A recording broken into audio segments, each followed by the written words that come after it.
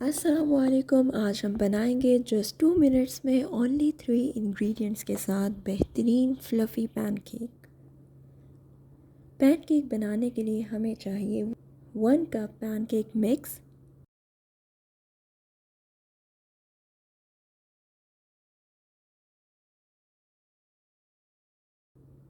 इसमें हम ऐड करेंगे 1 कप मिल्क,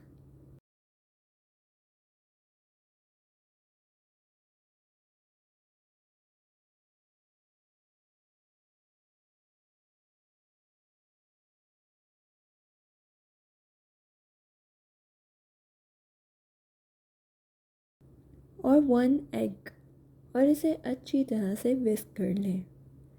हम इसे तब तक बीट करेंगे जब तक कि ये एक मीडियम थिक कंसिस्टेंसी हमें दे दे। इसे अच्छी तरह से विस्क कर लीजिए ताकि कोई भी लम्स बाकी ना रहे। हमें मीडियम थिक कंसिस्टेंसी का बैटर चाहिए।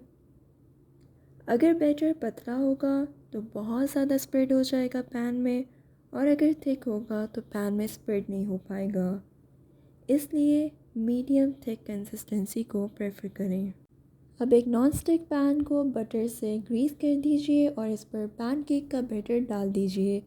लो मीडियम फ्लेम पर इसे कुक करेंगे। जब बबल्स अपीयर हो तो आप इसको फ्लिप कर दीजिए ताकि दूसरी साइड भी अच्छी तरह से कुक हो जाए।